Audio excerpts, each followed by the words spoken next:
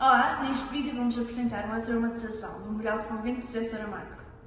Temos como objetivo dar-vos a conhecer o desenrolar do primeiro capítulo e assim incentivar-vos à leitura da obra. As personagens presentes neste capítulo são o Dom João V, a Dona Maria Ana Josefa, o Bispo, o Frade, o cunhado da Dona Maria e a Marquesa de Vinhão.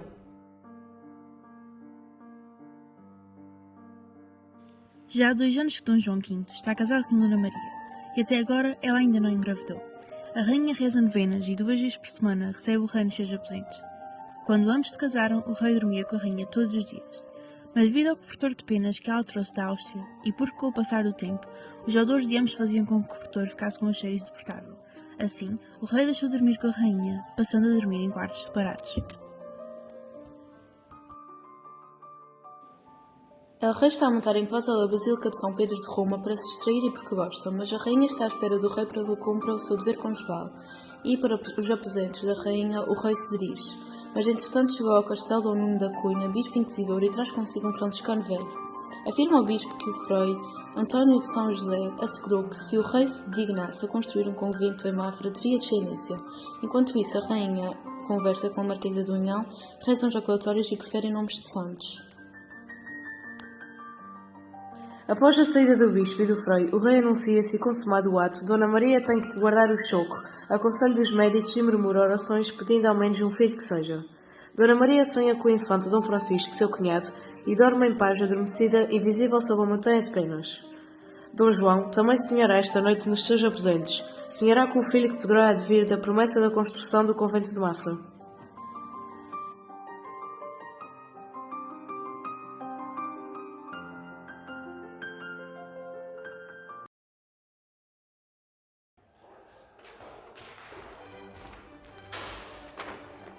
Mas agora vão ter de engolir a língua e digerir o mau pensamento, que já disse Frei António de São José que com vento a vento haverá sucessão. A promessa será feita, a rainha parirá, a ordem franciscana colherá a palma da vitória.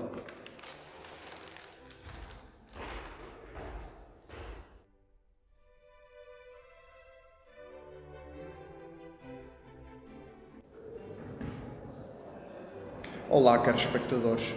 Hoje, o rei Dom João V, Frei José, padre franciscano e a respectiva comitiva real vieram a Mafra escolher o melhor lugar para construir um convento. Isto se vê-os operar o milagre da rainha empenhar um herdeiro ao trono. Aproveitámos a oportunidade e convidámos-los a vir ao nosso espaço, aqui no jornal Gazeta de Mafra.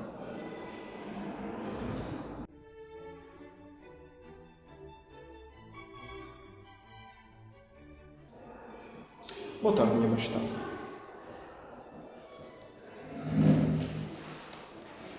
Gostaria de agradecer a sua presença.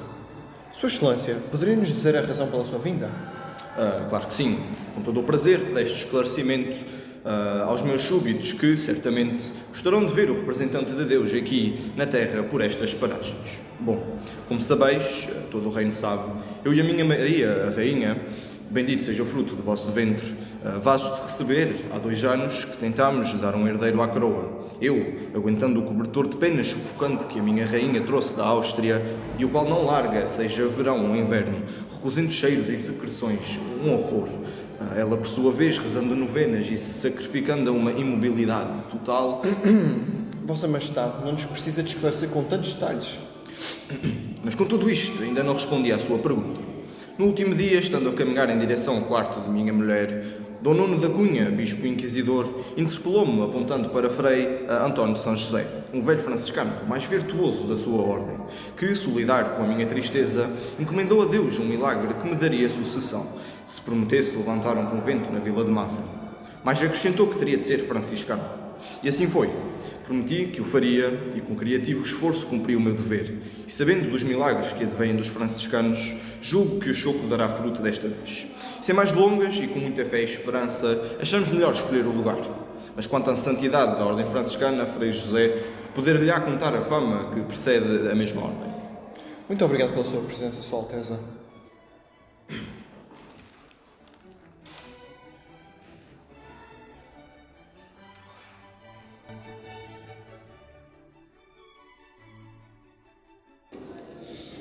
Seja bem-vindo, Frei António de São José.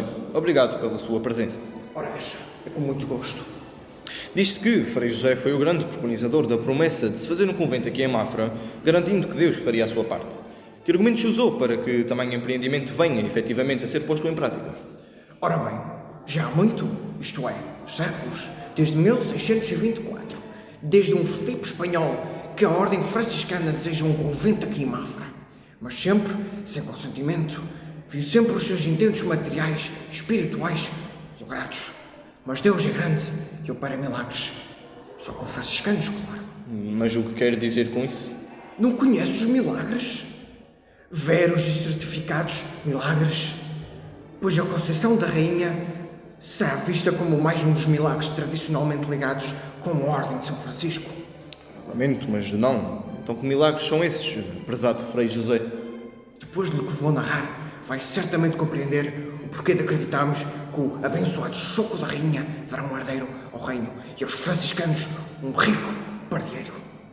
Mas que rico pardieiro, se bem me entende? Sim, mais ou menos. Continua, por favor.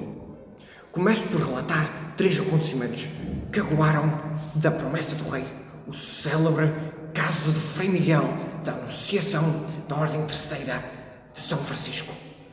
Mesmo depois de morto, conservara o seu corpo intacto, atraindo uma grande quantidade de devotos para a sua igreja, vista a cegos e a pés mancos.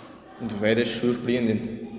Mas não fica por aqui, caríssimo amigo. Um outro milagre em Guimarães é o da imagem de Santo António, que se locomovera até a janela, impedindo ladrões de entrar. O susto foi tal que um deles caiu no chão, tolhinho de todo, que não se pode mexer mais. Nem os colegas o conseguiram tirar de lá. Mas depois recuperou graças ao santo do altar, são, salvo e arrependido. Mas seria mesmo obra de Santo António? Falta o melhor, o furto das 3 lâmpadas do altar-mor do convento de São Francisco de Chabregas, no qual entraram 3 gatunos pela calamboia e roubam 3 lâmpadas, mas nada roubaram da capela de Santo António, tão rica em prata. Um dos padres castigou o santo por não proteger senão o seu canto, retirando as pratas da capela e ao próprio a cruz, a auréola e o próprio ninho de colo.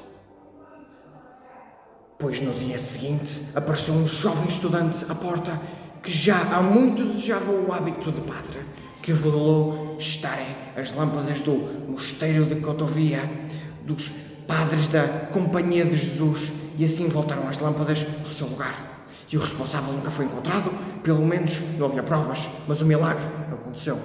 De facto, muito interessante os seus relatos, que também validam a possibilidade de um milagre.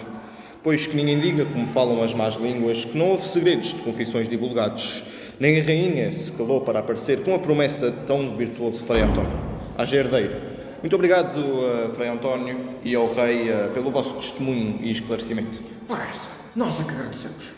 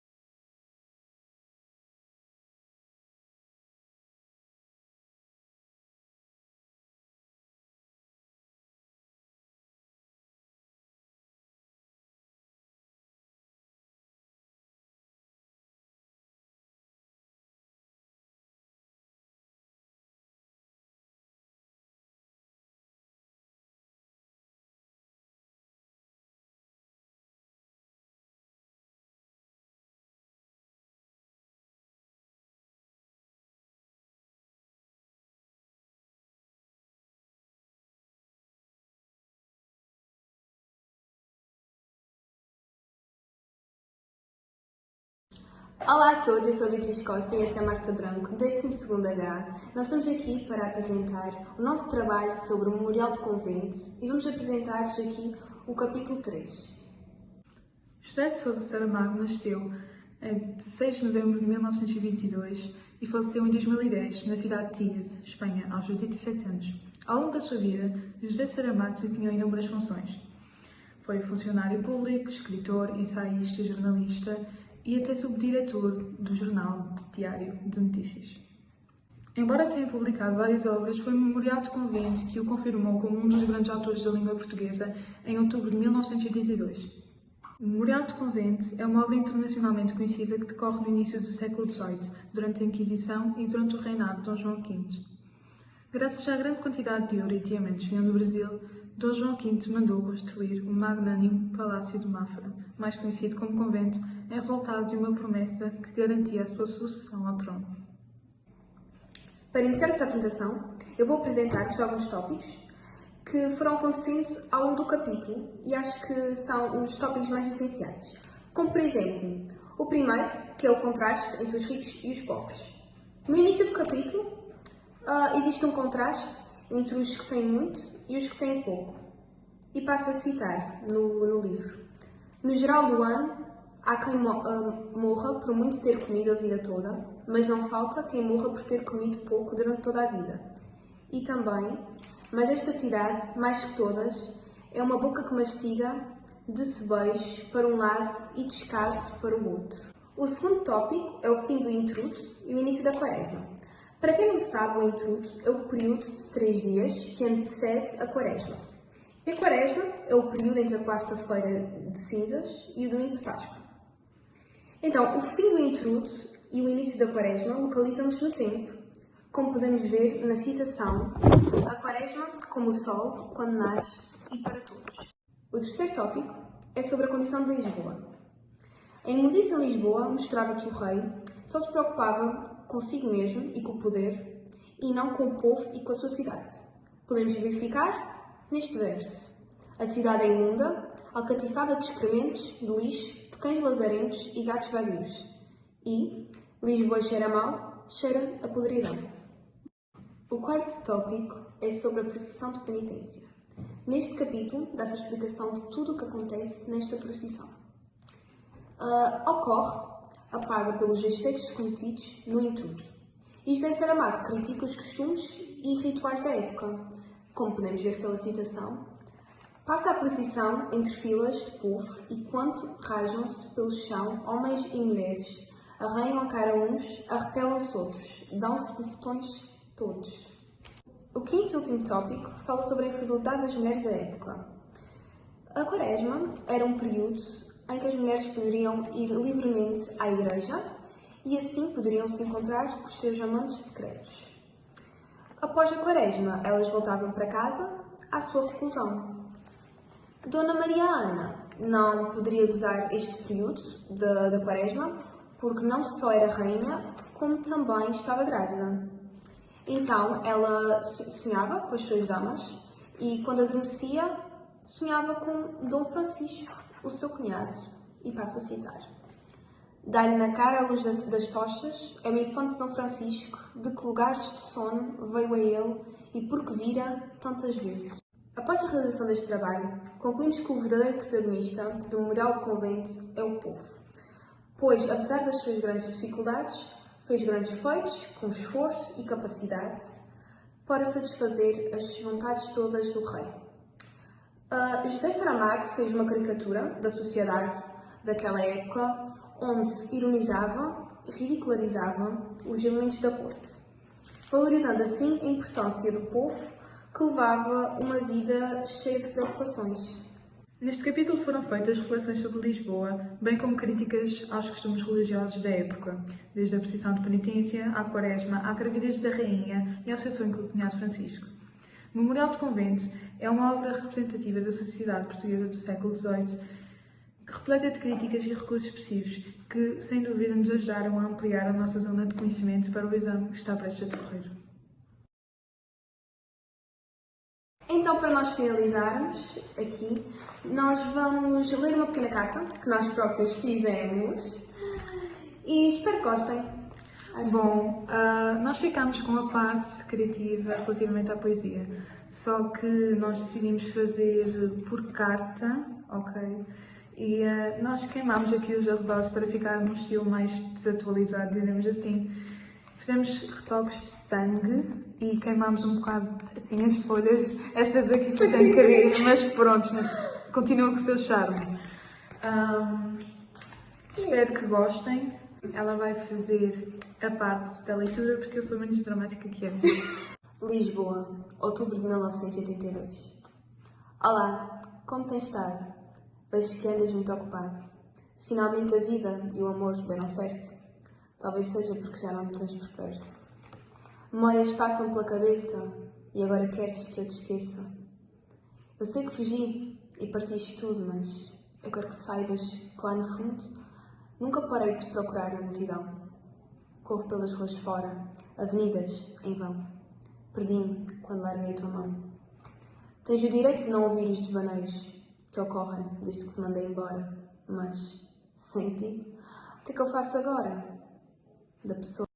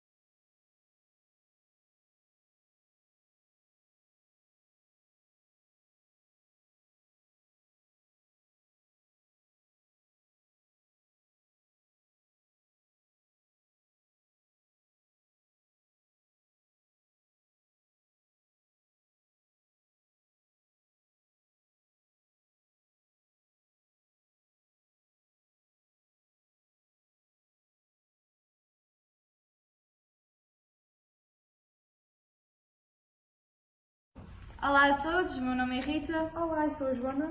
e hoje vamos apresentar o nosso trabalho de português. Espero que Para gostem. gostem. O Memorial do Convento pode ser considerado uma grande sátira à sociedade e aos costumes que se viviam no reinado de Dom João V.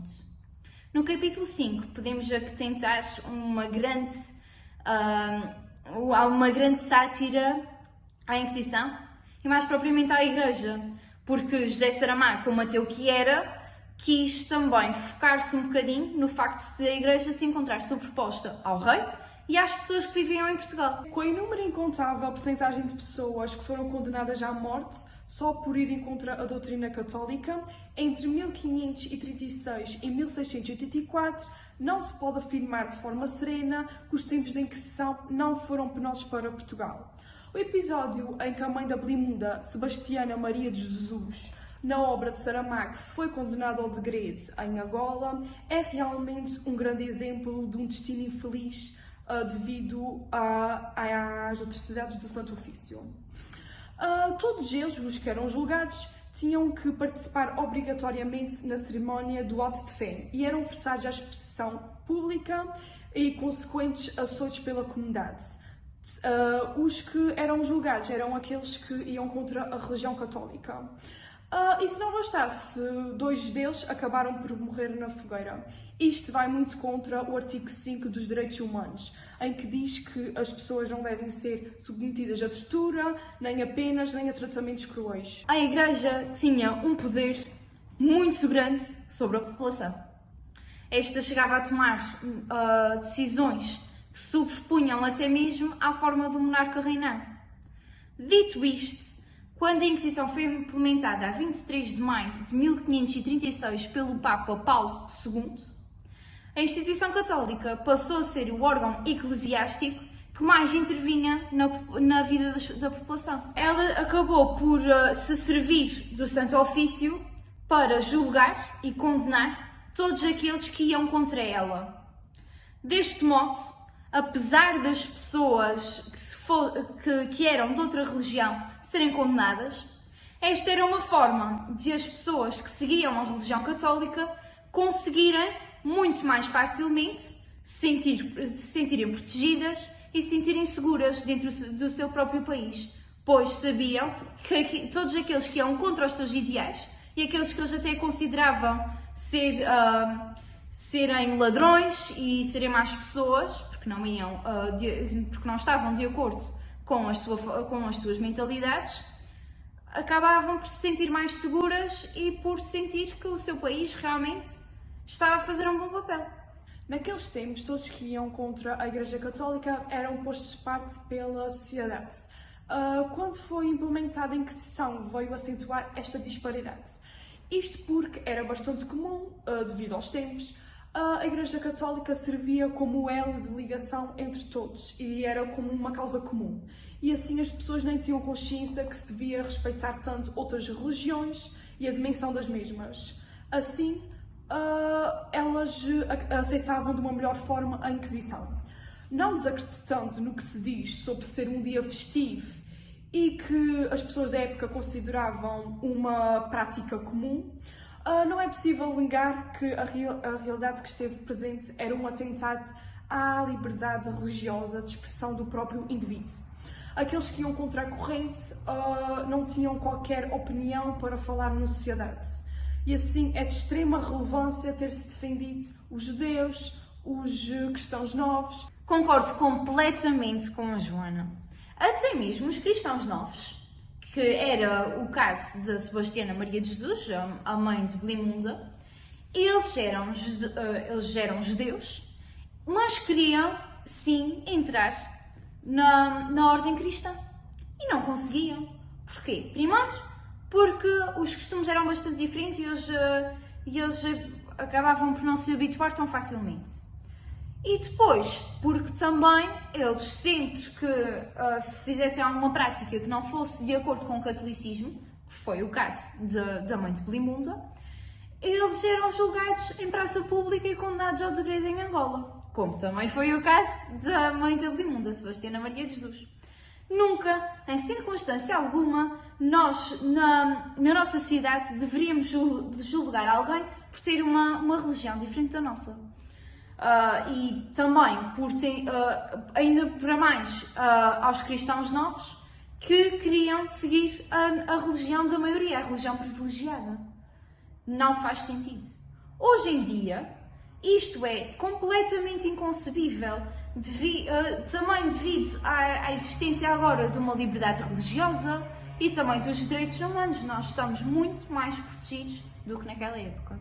Outro aspecto que podemos ressaltar no capítulo 5 é um grande contraste entre os julgados e os que estavam a julgar. Os julgados são, por exemplo, os cristãos novos, os judeus, os hereges e os apóstatas. E os que estavam a julgar são os praticantes do catolicismo. Os julgados, eles eram levados em procissão até às fogueiras. Aqueles que iam mais à frente iam ser levados para o degredo, em Angola, como é o caso da Sebastiana Maria de Jesus e o António Teixeira de Sousa. E os que iam mais atrás sabiam que a sua hora estava quase a acabar e iam morrer queimados.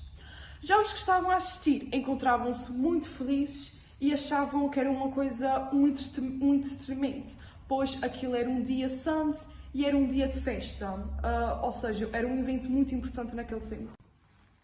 Um grande convite afirma-se também por esta celebração, o ato de fé, ser feita num domingo, num dia santo, num dia do Senhor, que era um dia de festa.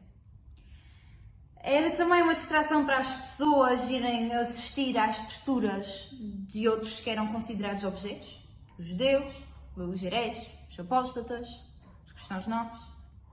E era uma celebração tão importante e tão alegre que os católicos levavam os seus filhos e queriam que essa celebração fosse implementada de geração para geração. Ainda bem que não foi. Elas levavam as crianças para o Rossio, o que é uma parte muito chocante para nós, vermos crianças a assistirem a torturas. Pessoas eram queimadas, pessoas eram aceitadas, eram apedrejadas, e foi um momento muito negro para a história de toda a humanidade, porque isto não foi só feito em Portugal. E conseguimos ver por este episódio que Belimunda olhou para a mãe, para a sua mãe, e disse: ali vai. E somente ali vai. Porque ela estava chocada e ainda para mais chocada, e esta é uma interpretação que nós fazemos, chocada por ter tanta gente a olhar para a mãe dela, a ser açoitada e a querer que ela fosse condenada, só por ser diferente dos demais. Ela era considerada bruxa e Belimunda também era considerada bruxa. E ela sabia que este poderia ser o futuro dela. Se fosse hoje em dia, fazendo outra vez uma analogia entre o passado e o presente, esta cerimónia era completamente impensável por causa dos direitos humanos, mas contudo, ela não deixou de ser praticada. A história de hoje em dia não é linear. Há países civilizados como o nosso que isto já não acontece. Mas já em países como a Rússia e os países muçulmanos, há pessoas apedrejadas e até decapitadas e coisas piores, que são julgadas apenas por não responderem à religião da maioria, que neste caso, por acaso, não é o cristianismo, mas podia ser. Não são tempos iguais à Inquisição, mas às vezes até desejamos que fosse, porque naquela altura haviam coisas que não eram feitas da maneira que se está a fazer agora.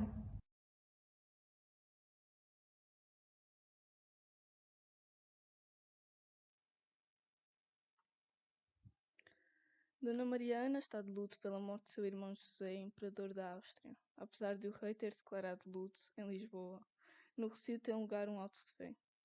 É domingo e os moradores gostam de ver as torturas impostas aos condenados. O rei não irá participar na festa, mas jantará na Inquisição juntamente com os irmãos, os infantes e a rainha. A mesa encontra-se recheada de comida. O rei não bebe, dando o exemplo.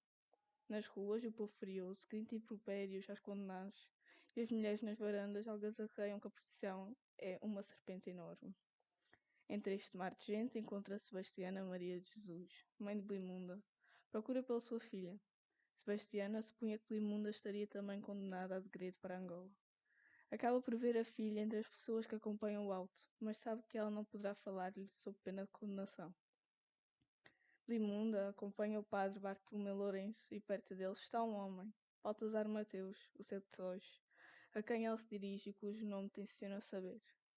Voltando à sua casa, Blimunda leva consigo o padre e deixa a porta aberta para que o recém-conhecido também possa entrar. Jantaram. Antes de sair, o padre deu a sua benção em tudo o que rodeava o casal. Blimunda convida Baltazar a ficar em sua casa, pelo menos até que ele tenha que voltar para Mafra. Deitaram-se. Blimunda era virgem e entrega-se a ele. Com o sangue escorrido, ela desenhou uma cruz no peito de Baltazar.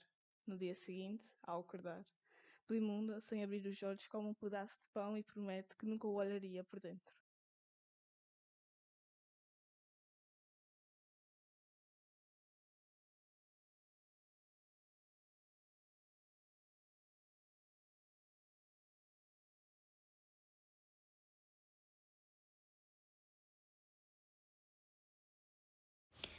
Neste capítulo existem algumas referências importantes ao tempo e espaço, como referências de tempo, tempos, meses inteiros passaram desde então, o ano já é outro e, entretanto, nasce o infante Dom Pedro, o que corresponde a 1712.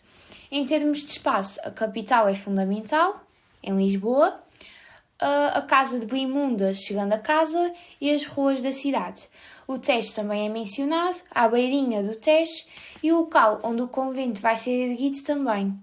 El Rei foi a Mafra escolher o sítio onde há de ser levantado o convento. Ficará neste altar que se chama Vela. A linguagem e estilo de Saramago mantém-se neste capítulo, sendo um destes a ausência de pontuação expressiva. O discurso direto é apenas marcado por vírgulas e maiúsculas. Os comentários à partes e o tom irónico também são fundamentais na sua escrita, como se pode perceber pelos os excertos.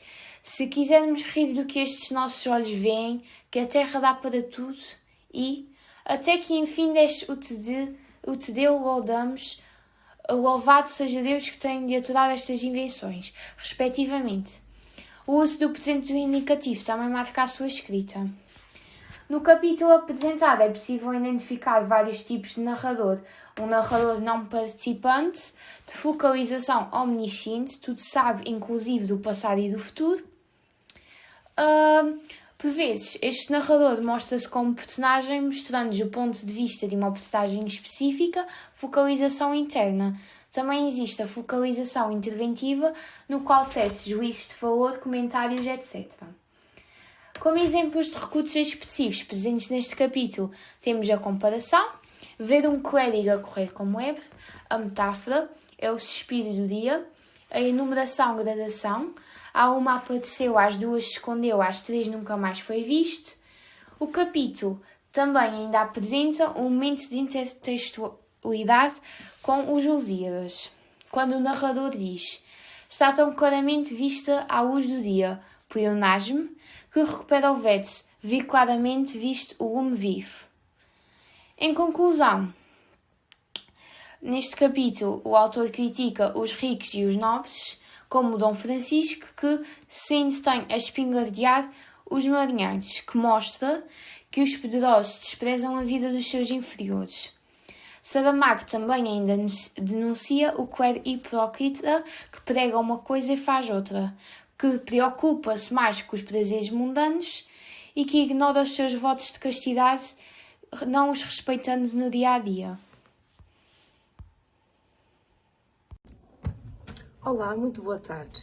Bem-vindos a mais um episódio. Hoje nós vamos entrevistar 4 pessoas. Essas pessoas são de onde? São do Memorial de Convento, do 8º capítulo. Então vamos lá começar com as apresentações. Bem, esta é a primeira personagem. Apresente-se. Eu sou o Baltazar Sete Sóis. Como podem ver, eu sou uma neta. Sou um homem simples, sou fiel e não tenho nenhum medo da morte nem do trabalho. E ainda para acabar, sou analfabeto. Muito interessante, muito interessante. Então vamos passar agora à segunda personagem. Olá, eu sou a Blimunda. Tenho olhos, os meus olhos mudam de cor de vez em quando. Aceito a vida como ela é. Tenho o dom excepcional de compreender o mundo de outra forma Tenho o dom de ver por dentro das pessoas. Sou alta e magra. E agora vamos apresentar a terceira personagem. Apresente-se lá. Olá, eu sou o padre Bartolomeu Lourenço Guzmão. Sou mais baixo que o Baltazar, porém sou mais novo, dá para ver pelo meu aspecto. Eu sou uma pessoa que tem assim uma memória fotográfica. Consigo memorizar as coisas rapidamente. Porém, sou muito ambicioso. Por último, mas não menos importante, a última personagem. Eu sou o infante Dom Francisco. Eu sou um homem sem escrúpulos e que ambiciona o trono e a esposa do rei. O meu passatempo favorito é disparar para os marinheiros que estão embarcados no Tejo.